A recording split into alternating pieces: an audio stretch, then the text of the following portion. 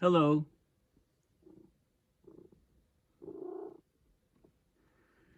Hello, I've got a special guest here, Shackleton, and it's pretty hard to hold him and the um, microphone, the Yeti, but what I'm going to talk about in this video is I'm going to talk about the WMO report on greenhouse gases. The main reason is that, while I did discuss some details about the report, I didn't actually show the actual report. There's no link in the article to it. I only discovered it after I completed the video. So I think my cat I'll just let down, and let's get into discussing more on greenhouse gases. So just a second here. Okay, kitty cat, okay. Yeah, okay, you can get down. Okay, so this is the report, and I'll give a link in my video to it. Okay, he's stuck in my sweater is the problem. Okay, down you go, there you go. You can play with play with the dog. Okay, so this is the report which I will now discuss in detail, but also this is a very, very important topic, the greenhouse gas concentrations in the atmosphere hitting a record again. So this is the article that I showed in the last video with the key graph of the 3 greenhouse gases. And I also, so this was an enlarged version of them, so it shows the rate of CO2 increase, methane increase, nitrous oxide increase, and the rate of change, the growth rate each year, and the growth rate is increasing rapidly for all greenhouse gases. Also very important is the global warming potential of the gases, because although CO2 is the most important, but methane is a significant chunk of the radiative forcing because of the high global warming potential. And there has been some variation over the years for what that greenhouse global warming potential is. 34 at a 100-year time period and 86 at a 20-year time period. Those are the ones I remember for methane. Nitrous oxide is about close to 300. But there is some variation in the way it's measured and the best known value of it. Okay, there's something called the Global Atmosphere Watch Program, which is basically looking at things that control physical and chemical processes that control the composition of the atmosphere. So we have our emissions, primary air pollution. We've got NOx, methane, carbon dioxide, VOCs, sulfur dioxides, ammonia, etc. And there's a nitrogen cycle and a carbon cycle. Some of these gases are there's deposition onto the land, dry deposition, wet deposition, acidification, eutrophication of lakes. Of course, that affects air quality and health, but there's also transport of these emissions by advection, that's horizontal transport, convection, vertical transport, turbulence. There's UV light, and there's oxidation chemistry going on, and all of those things result in a in a certain atmospheric chemistry. There's long and short-lived greenhouse gases and particles. There's secondary air pollution. All of these things wind in. So this group looks at those sort of things. I found the e-bulletin. It's number 19. It's the 19th version. One comes out per year just before the COPs. Okay, so this is the actual bulletin, which I missed previously. This is their website. They've got a new website, and you can get a link to the bulletin from here. If you it's WMO.int is the new website. You can just Google it or type in that URL, and you get the greenhouse gas bulletin here and information on different events. So there are going to be a COP and trending topics on the El Nino, cryosphere, greenhouse gases, right? So there's a lot of information on their new website. Is easy to navigate, and this is the bulletin, the report that I'm going to talk about here. Okay, so here it is. So there's some things in here which weren't in my previous video. So like I said, this is very important stuff. So, you know, and again, they talk about the goal of net zero emissions, meeting the Paris Agreement's target of limiting global warming to well below 2 degrees Celsius, with a specific focus on keeping it within 1.5 Celsius above the pre-industrial level. And I've talked about how those are, you know, we're looking at 1.5 in the rearview mirror, and we'll be looking at 2 very soon in the rearview mirror. And they talk about some of the feedback mechanisms, right, which result in changing the sources and sinks. So not only do we have carbon emissions from industry and land use change, but we also have carbon emissions from soils, reduced carbon uptake by the oceans and forests due to the changing climate. There's also tipping points with critical thresholds where we can trigger self-accelerating, irreversible cascades of changes, right? And of course, the examples are, you know, some examples are the dieback of the Amazon rainforest, the slowing of the North Atlantic Ocean circulation, destabilization of large ice sheets. And there's also natural variability coming in from the El Nino, and also La Nina, and these affect greenhouse gas levels. So this is a good graph here from 1978 to today, and it shows 2 things. The red curve is the CO2 levels in part per million in the atmosphere, rising at ever faster rates. And the blue curve, so that's on this scale here. So we're reaching 420 plus parts per million. The blue curve is the CO2 emissions in petagrams per year. A petagram per year is the same as a gigaton of CO2 per year. Gigaton, okay, giga is 10 to the 9th. A ton is 1,000 kilograms. A kilogram is 1,000 grams. So you get 10 to the 9th, 10 cubed, and 10 cubed is 10 to the 15th grams. Okay, so petagrams of CO2 per year. So the units are the same. Okay, so that's the blue curve here. And you can see this is the late 70s, early 80s oil crisis, the dip, the 1990s downfall of the Soviet Union, the financial crisis in 2008, and COVID, the dips. But after each dip, we've gone to ever higher rates. Okay, this is showing how the soil, you know, we had basically droughts in Europe in 2018 and 2022. So this is data from 2022. This is local CO2 anomalies measured over different stations in Europe. And we, you know, the soils dried out and they were actually emitting CO2. And you can see the red triangles where the emissions are pretty high. That was June, July, August during the drought. And then there was some rain September, October, November, and cooler.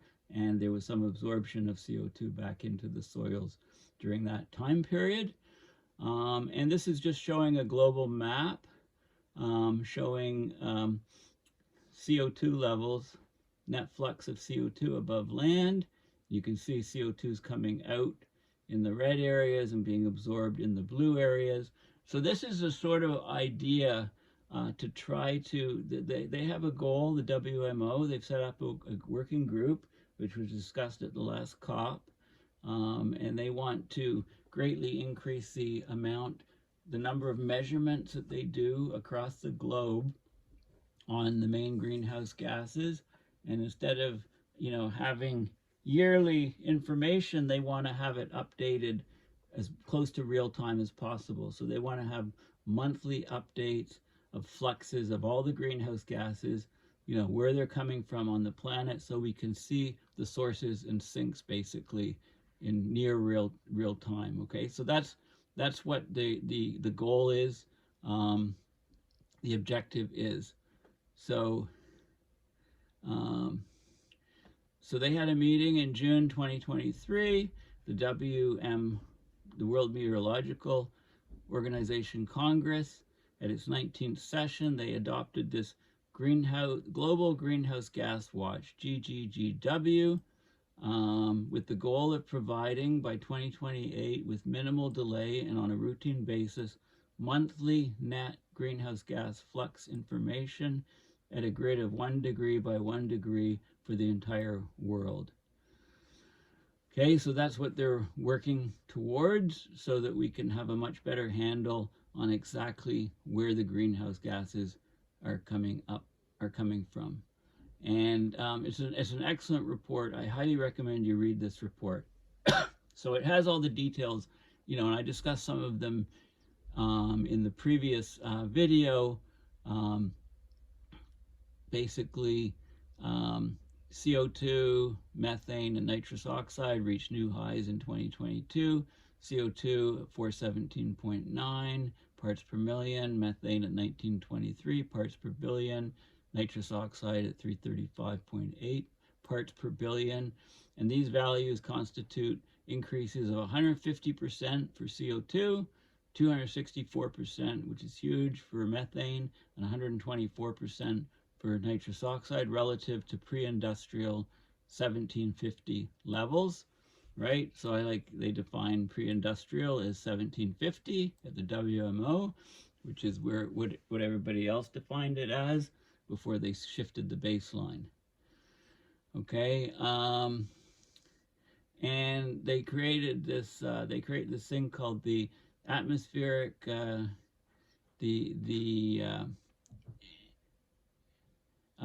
Annual Greenhouse Gas Index, AGGI. Okay, it's from 1990 to 2022, so it's relative to 1990. Actually, it's relative to this year.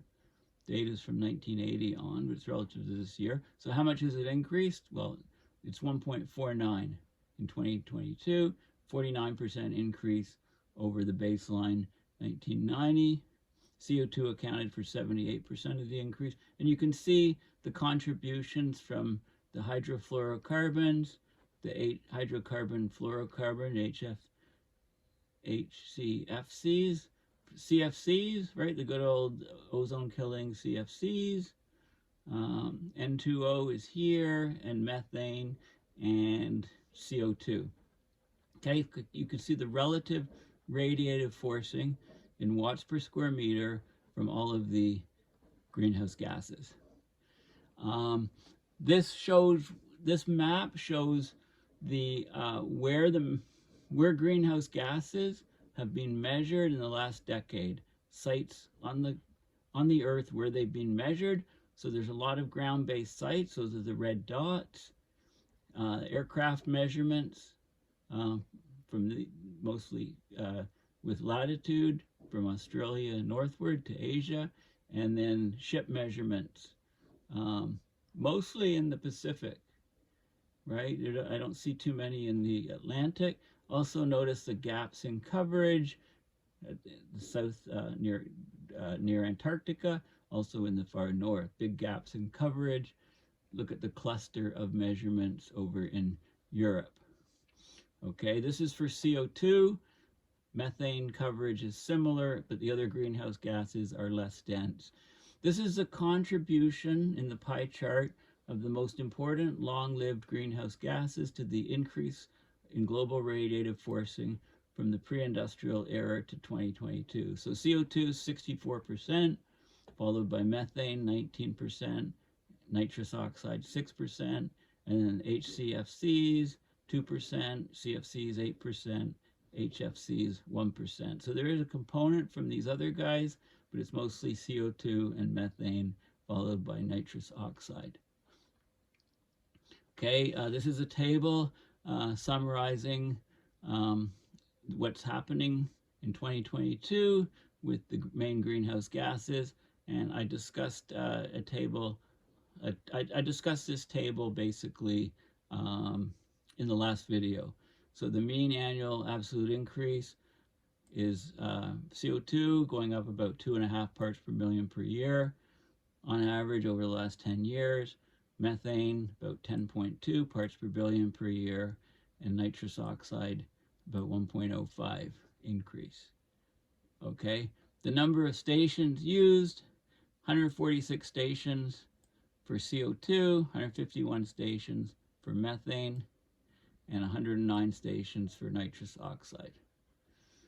Okay, and then it breaks down the gases, and I discussed the ratio. I discussed some of this information in the previous video on CO2. One of the reasons that CO2 didn't rise as much this year is because of the La Nina. The variability in the atmospheric CO2 growth rate arises mainly from changing amounts of net CO2 absorption by terrestrial ecosystems.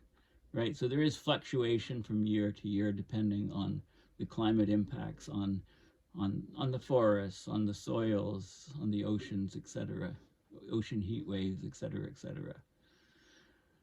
Okay, according to the International Energy Agency, fossil fuel CO2 emissions were 36.8 billion tons, which is also petagram or gigaton of CO2 in 2022, up 0.8% from the 36.5 gigatons of CO2 in 2021. Okay, deforestation and other land use changes contributed 4.5 gigatons of that. Okay, of the total emissions from humans during the 2012 to 2021 period, about 48% of those emissions accumulated in the atmosphere, 26% were absorbed in the oceans, and 29% were absorbed on the land.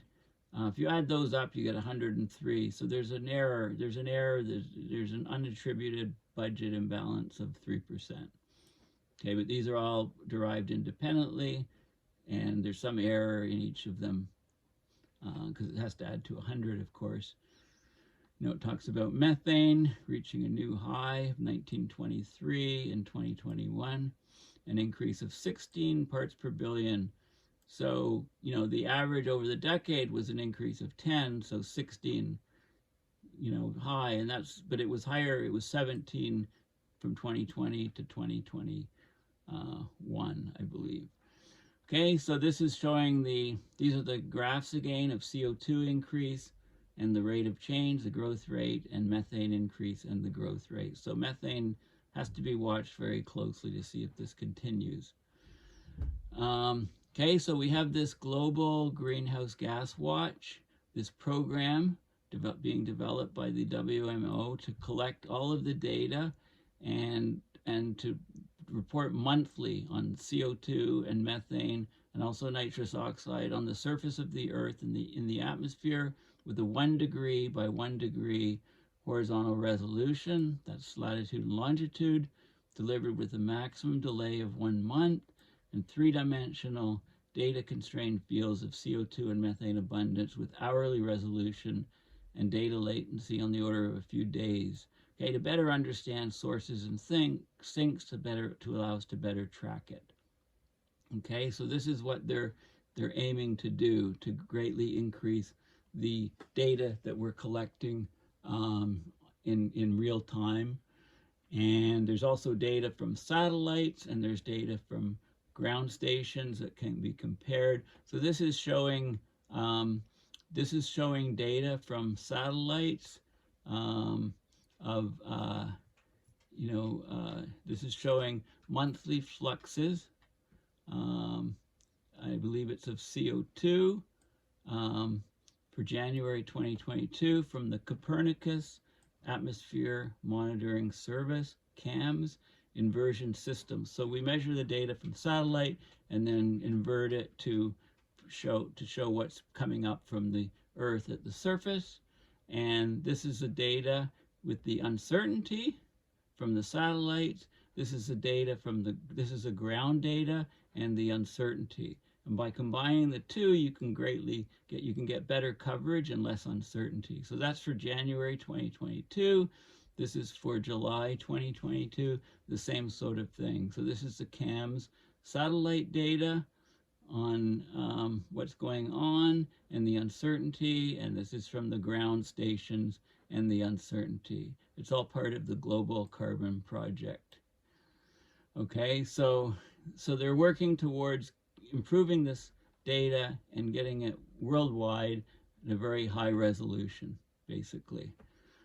And they talk about methane. This is talking about methane a bit, saying that studies from the methane measurements indicate that increased methane emissions from wetlands in the tropics and from anthropogenic sources in the mid-latitudes of the Northern Hemisphere are the likely causes of this recent increase in methane. Nitrous oxide, talk about the human emissions versus earth-based emissions, and they mentioned that the La Nina over 2020 to 2023, the 3 years, could have played a role in causing the N2O growth rate to be so elevated. So it's been high the last number of years. Okay, they're not sure exactly why. Now, there's other greenhouse gases that are looked at. So we've got stratospheric ozone-depleting chlorofluorocarbons, the CFCs. These are the gases that were regulated by the Montreal Protocol on substances that deplete the ozone layer. Okay, so that's the CFCs, the HCFCs here, CFC12. Here's the CFCs here. So, you know, basically was increasing rapidly and stabilized because of the Montreal Protocol. CFC11, same sort of thing. And some other halocarbons here. And they're in parts per thousand levels, but they have very high global warming potential, so they need to be included. And SF6 has increased steadily. Okay, this is a gas used in industrial processes, and it's very stable, very inert gas, hard to break down, but it gets up high in the atmosphere and is a very powerful greenhouse gas. Okay, so other greenhouse gases are being monitored as well as the main ones that I've talked about. Okay, so yeah, this is very, and there's a little bit at the end here on selected greenhouse gas observatories. So this is a new station, fairly new station, being in operation since 2014. It's on the Korean Peninsula. It's located on an island, 155 kilometers east of the Korean Peninsula. And they're measuring all of the different greenhouse gases and reactive gases, et cetera, et cetera. So it's a very important new collecting station. Here's where it is on the planet, and this is the island and the facility. And the Mauna Loa update, of course, you may have heard of the volcanoes going on in Hawaii. So this is a road, access road to the NOAA Mauna Loa Baseline Observatory that's been continuously measuring data since 1958. Right? It's Charles David Keeling, a geoscientist from Scripps Institute of Oceanography in 1958, set it up. Now, on the 29th of November of last year, operations stopped due to the eruption of the Mauna Loa volcano when lava flow crossed the access road and took out power lines to the facility. So it's actually down for 10 days, and then it resumed sampling, but it had to be accessed by helicopter because the access road was covered. Okay, this is the Mauna Loa Observatory. These are lava fields all around, and here's where it is in Hawaii. Okay, so basically, this is an excellent report on the state of greenhouse gas monitoring, and there's some good stuff happening because they're expanding the where's that map?